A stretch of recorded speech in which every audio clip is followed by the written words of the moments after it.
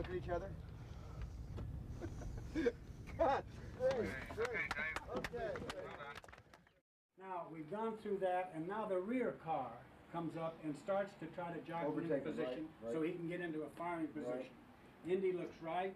I've made a number of movies that have required expertise that I don't have in choreographing stunts, to keep it safe, to keep it honest, to keep it realistic. And I've been blessed working with some of the best stuntmen in the business. For Raiders, I had three of the greatest stuntmen in history working on this one movie. I had Glenn Randall. Boom! Throws him through here, you miss. You come right home. Boom! And then I had Terry Leonard. The only way I want you guys to grab me is if I get in trouble. Yeah. Because I can get a rhythm going here, and if I got to worry about grabbing you... And then I had Vic Armstrong, who did most of Harrison's doubling because he looks so much like Harrison. The audience wouldn't know. He has to physically pick her hard. And then he whips these two guys back, and then you should crack the whip with a horse once.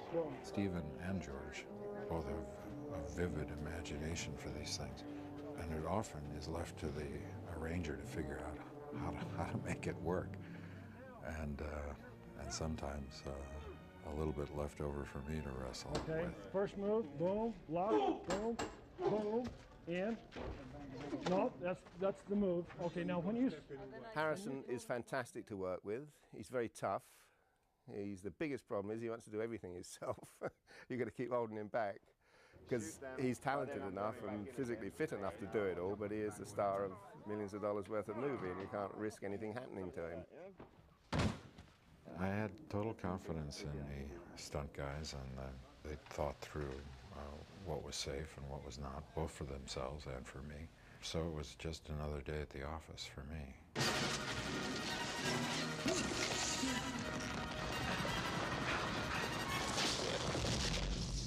The opening sequence of Raiders was broken up so much into studio location. So the studio stuff, they'd basically done most of that with a guy doubling Harrison called Martin Grace, a great friend of mine, stunt guy. I pick up the chase, if you like, in Hawaii, where the ball rolls and bursts out in the jungle, and I did the dive out in the jungle as the ball goes past and everything. So it's basically shot by shot by shot, just broken down, working closely with Kit West, special effects guy. But it was all very controlled, but again, it's the vision of Stephen that made it look so real, so realistic.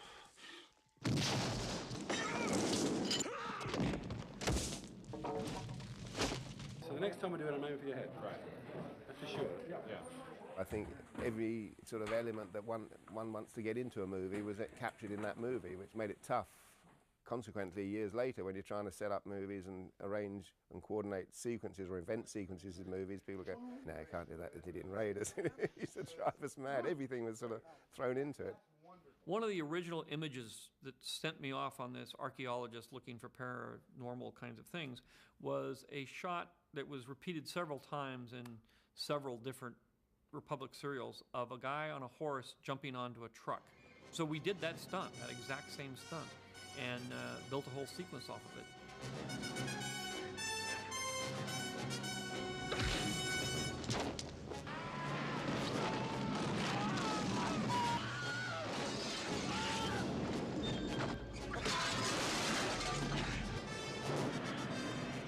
And the stunt under the truck is, again, a kind of time-worn stunt from the action-adventure serials from the 30s, and it would happen a lot in old westerns.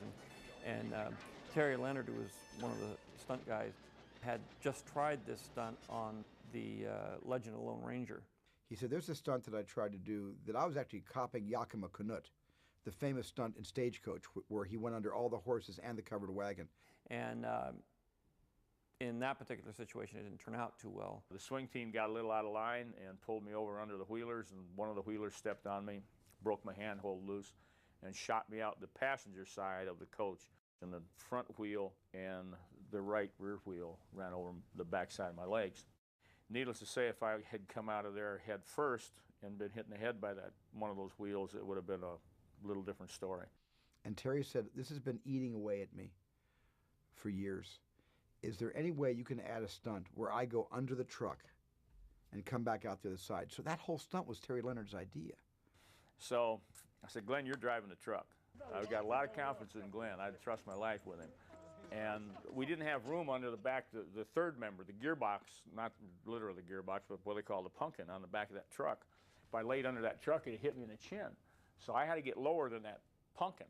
So they had a pick and shovel detail out there digging this trench so that thing would go right over my head. And I had clearance underneath the truck. Go in and go in, now back off, all right. There's a number of us that had our hand in the pie on Raiders, but I was lucky to get the one that everybody thought was the most dangerous. I said, you haven't seen anything till you see that coach deal. That hurt you?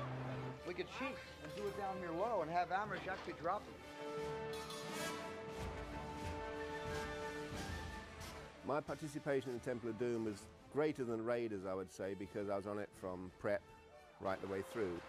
But again, it was planning and plotting and coming up with gags that were original and trying to find ways of doing them that were different, because we had everything in Raiders. Now we've got to start and do a whole movie. It wasn't just coming up with one sequence.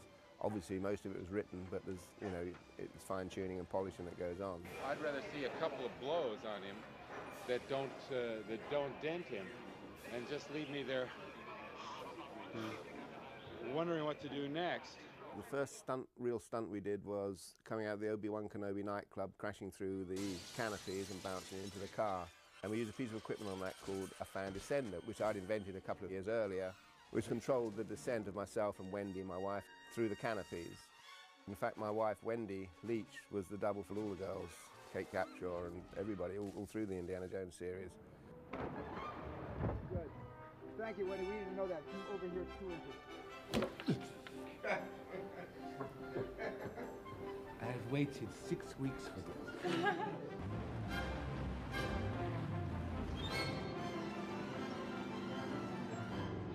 This is my own sweat that I've been saving for weeks at home. Well, the problem with doing cliffhanging serials is that every time you do one, you have to try to do something bigger and better in the next one. So finally, when we got to the third film, Steven came up with this tank duel. There's a lot of different elements in that. It's a very long sequence, and each little piece of that sequence involves a lot of very intense stunt work that we had to pull off in order to make that whole thing work. On The Last Crusade, as it was on the Temple of Doom, I came in with weeks of prep, and then we did all that tank chase, shot all the tank chase, and the tank wouldn't go more than about 10, 12 miles an hour, so everything's under cranked to make it go fast, but of course you've got a galloping horse, so it was quite difficult to ride the horse and look as though you're going fast, but make him not go fast. Otherwise, you had 2 frames where you just pulled away from the tank too quickly. The horse was doing about 25 miles an hour, and the tank doing 12. Well, one of the things we did, Steven liked Pat Roach, who's a big stunt guy, huge guy, and so we used him a couple of times, actually, in Raiders of the Lost Ark. Pat Roach, he became a kind of tradition in the Indiana Jones movies, to play multiple parts inside every picture.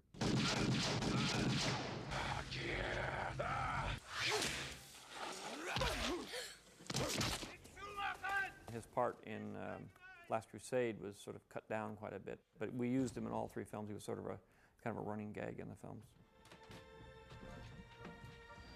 It was really funny if the horn came up right there. Whenever I look back and I think of stunts, I think of the Indiana Jones movies before anything else. And I've had such good experiences working with stunt people, and Indy certainly has taken advantage of the best of that world. We're not in this business for fame. Stuntmen, we're journeymen. We carry a bag, and I go from this show to that show to that show, do the best job you can, and hopefully every once in a while you get involved with a classic piece. They really, really were enjoyable times, and everybody's still got great affection for each other, and I think we all feel we've been part of something really quite special in film history.